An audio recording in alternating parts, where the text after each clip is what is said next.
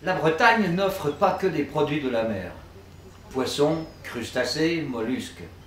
Elle propose aussi des produits de l'agriculture, de l'élevage et de la basse-cour. Aujourd'hui, c'est spécialement la basse-cour qui nous intéresse puisque nous allons préparer un lapin et vous allez voir deux manières de le faire.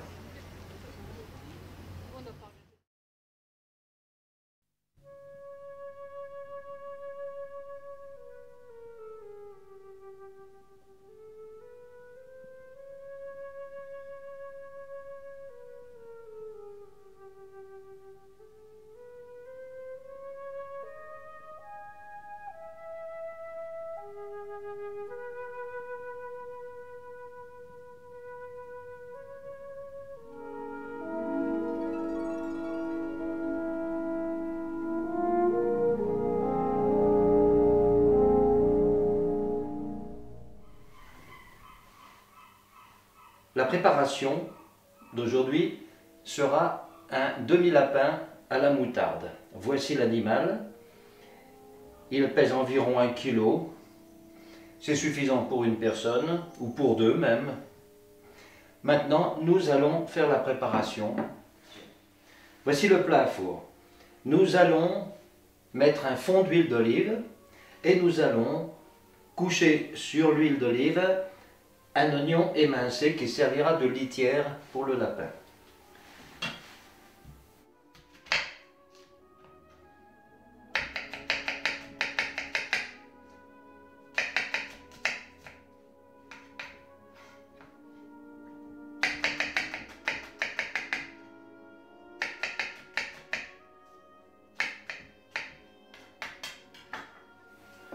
L'huile d'olive,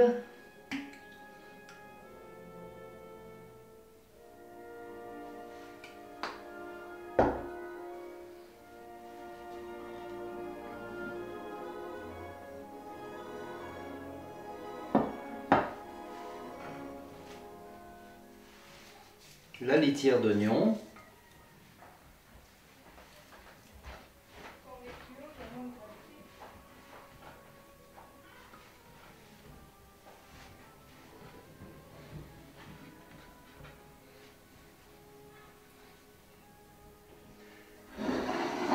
nous allons disposer le lapin sur sa litière.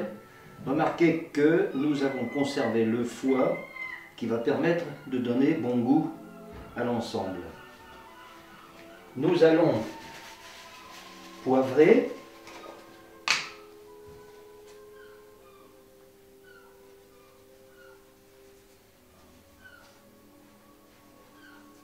Voilà. Et le badigeonner avec de la moutarde.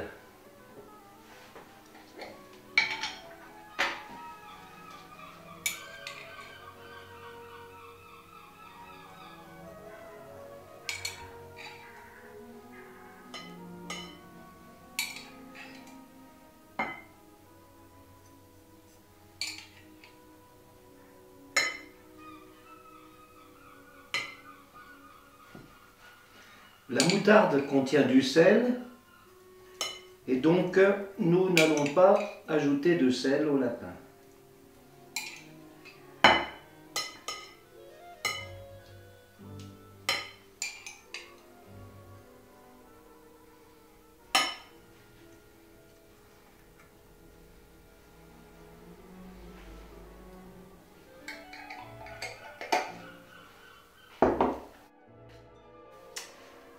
Voici le lapin prêt à mettre au four.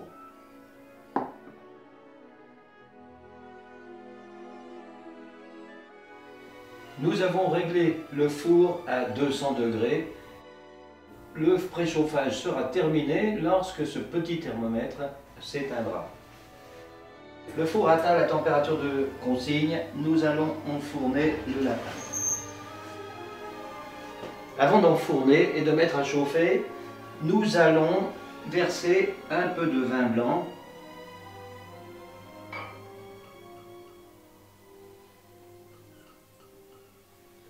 L'équivalent d'un verre de vin blanc, qui va faire un fond de sauce qui empêchera le lapin de sécher ou de brûler.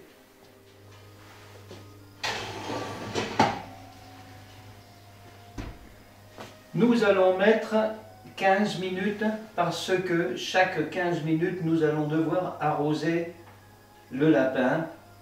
La cuisson durera environ 40 minutes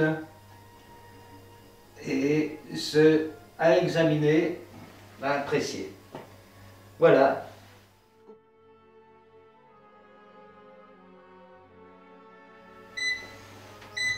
Nous allons procéder à l'arrosage du lapin. Nous l'arrosons avec son propre jus et le vin blanc que nous avons versé précédemment.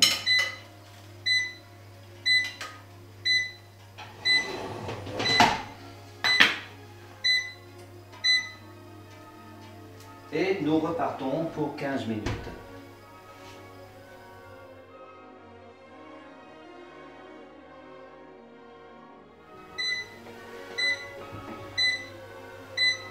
Le lapin est cuit, nous allons le sortir du four.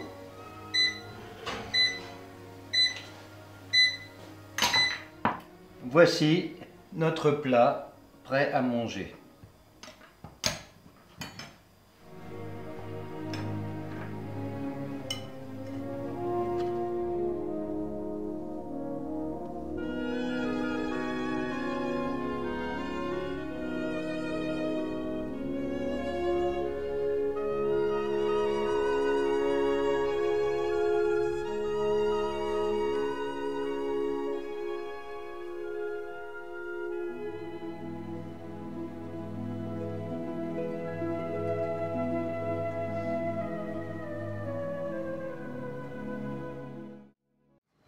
Dans tous les repas, tout un chacun peut le constater, il y a des restes dans les plats de service.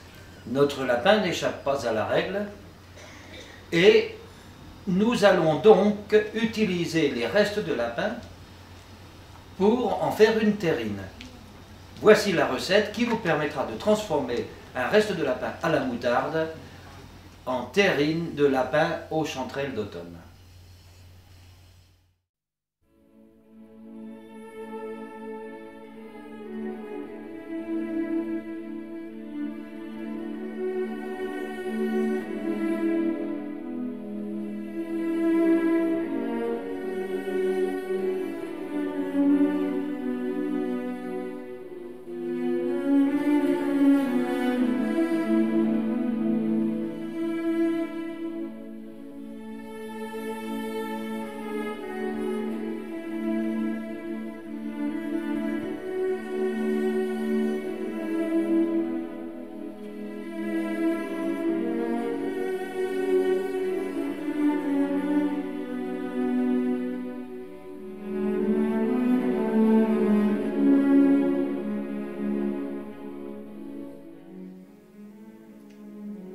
Aujourd'hui, nous allons accommoder des restes.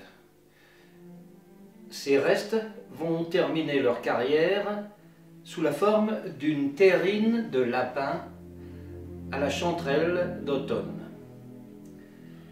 Voici le reste de lapin à la moutarde, la chair à saucisse, les chanterelles d'automne. Nous allons commencer la préparation. Premièrement, nous allons hacher finement 2 échalotes et une gousse d'ail.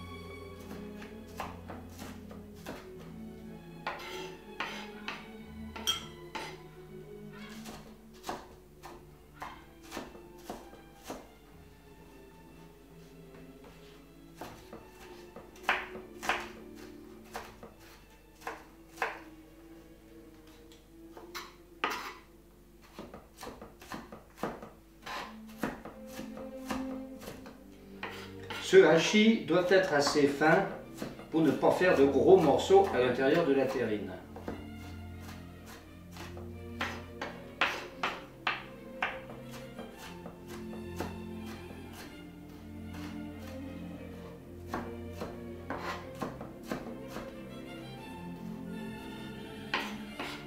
Maintenant, nous allons hacher l'ail, la gousse d'ail.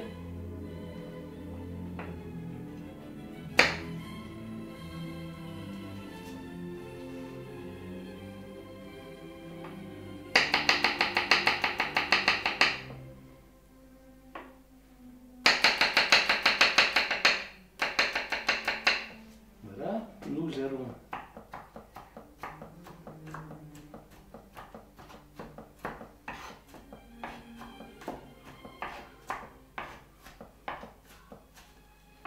la mélanger à l'échalote.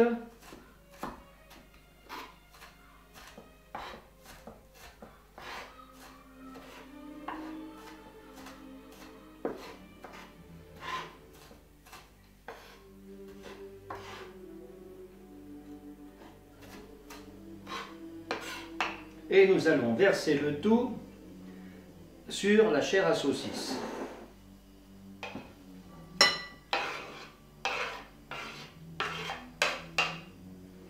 Voilà.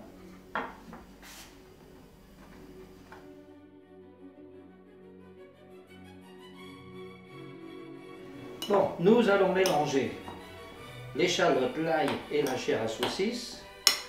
Et nous allons maintenant ajouter l'équivalent d'un verre de vin blanc. Voilà.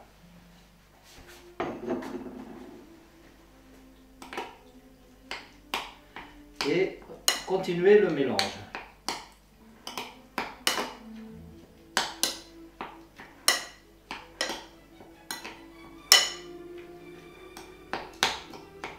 Une fois l'échalote et l'ail bien mélangés à la chair à saucisse, nous allons ajouter le lapin et continuer le mélange.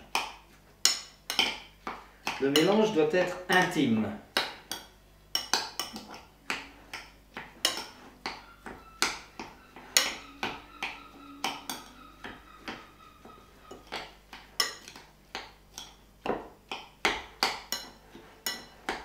Alors, la chair à saucisse est salée, le lapin était salé et poivré.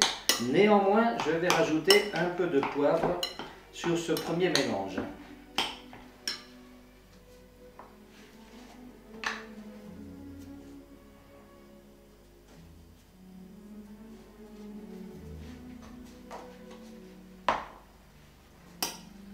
Voilà, c'est fait.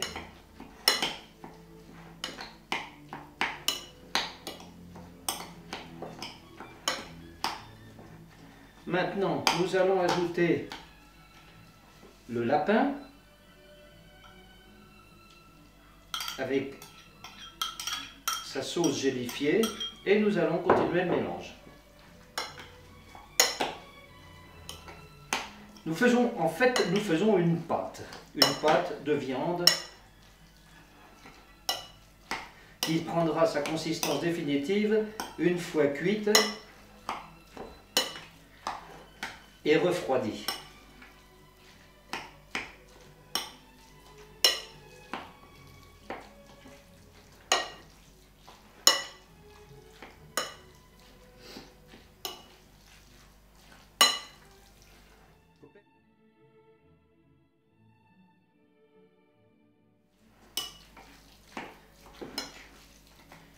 Bon, nous allons faire une fontaine de nouveau et nous allons verser les chanterelles d'automne.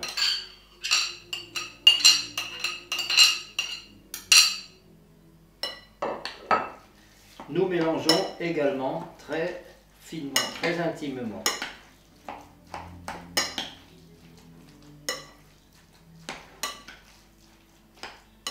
Il faut qu'évidemment toutes les parties de la pâte contiennent la même quantité d'ingrédients. C'est pourquoi il faut mélanger longuement.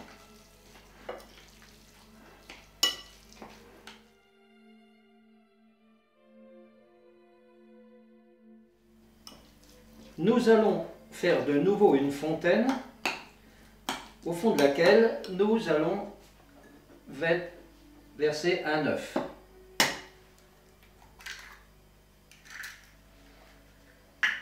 Cet œuf sera le ciment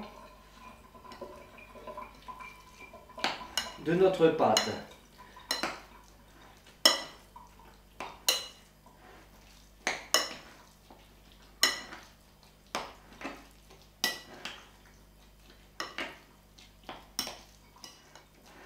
Voilà, la pâte commence à prendre une allure de pâte.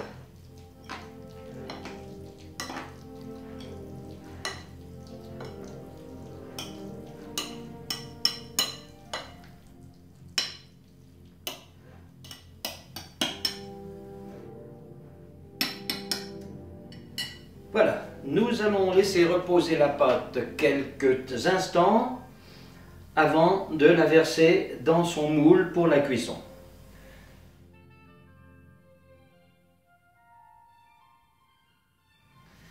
Nous allons huiler légèrement le moule, la terrine disons, car en effet je n'ai pas pu trouver de saindoux, je vais donc utiliser de l'huile d'olive.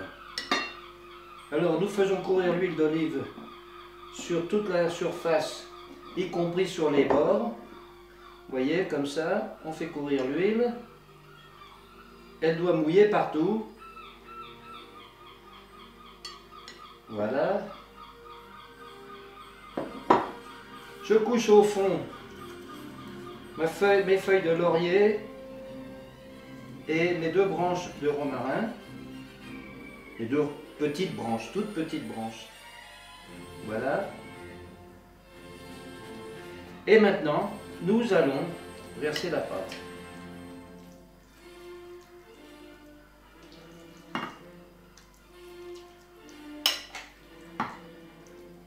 Alors en appuyant bien, on fait remonter l'huile d'olive par les côtés, ce qui fait qu'elle n'accrochera pas en cuisant, n'adhérera pas aux parois du moule.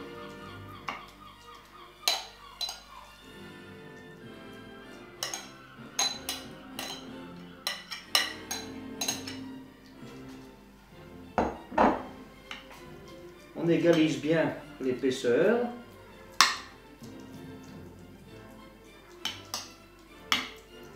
Voilà.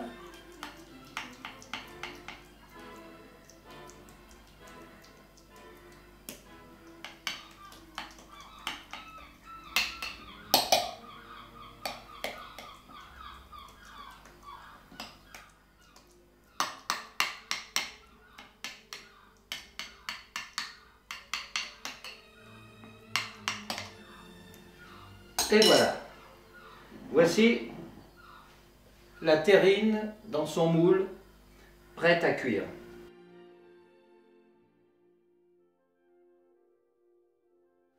Nous avons préchauffé le four à 180 degrés et nous allons enfourner la terrine. La cuisson va durer environ 35 minutes. Nous avons recouvert d'aluminium la terrine afin d'éviter qu'elle ne se dessèche durant la cuisson. Voilà. Et nous mettons 35 minutes. Voilà. Nous sommes partis pour 35 minutes.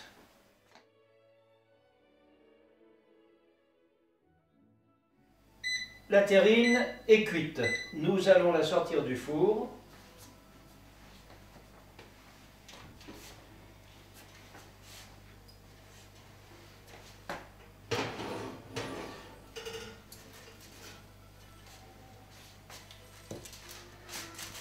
La voici. Bien, nous allons découvrir la terrine et presser la pâte pour que tout se présente bien, qu'elle soit bien compacte en dessous.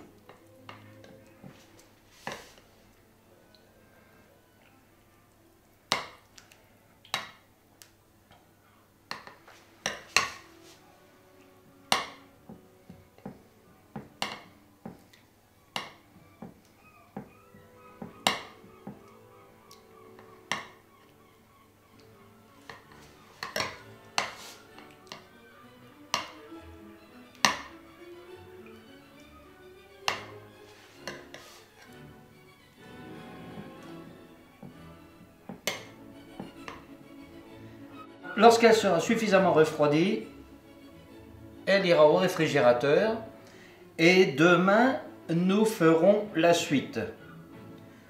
À demain si vous le voulez bien.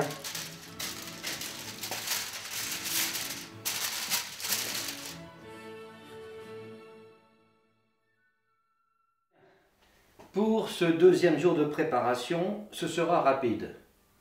Nous avons préparé ici une gélatine que vous voyez là, assez liquide pour le moment bien sûr.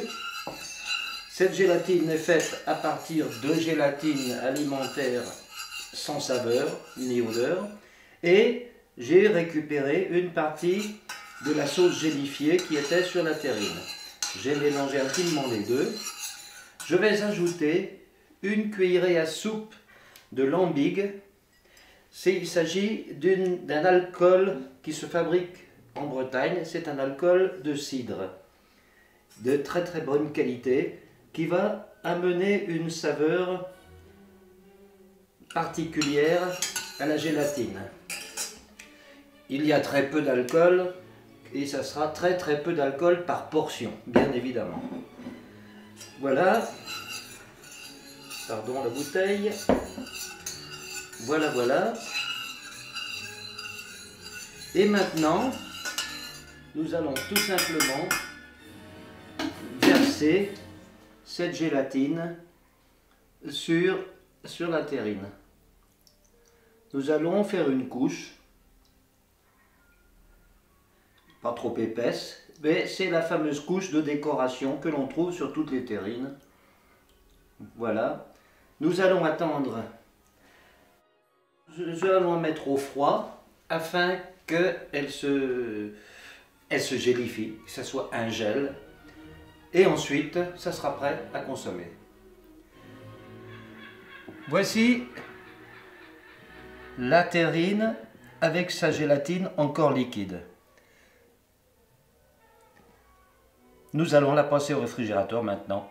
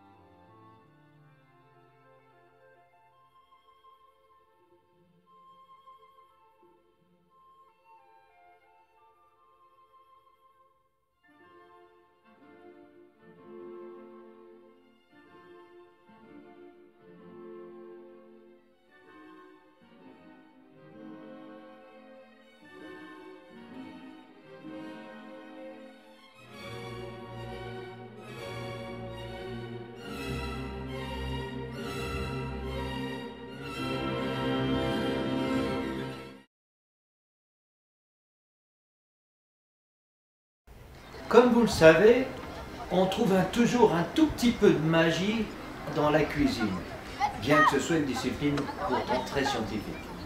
C'est pourquoi j'ai décidé de vous montrer un bouquet de chanterelles d'automne, car certainement vous n'avez pas trop l'habitude d'en voir.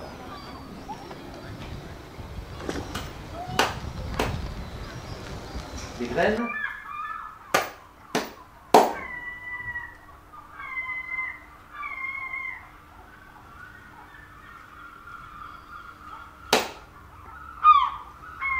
Au revoir.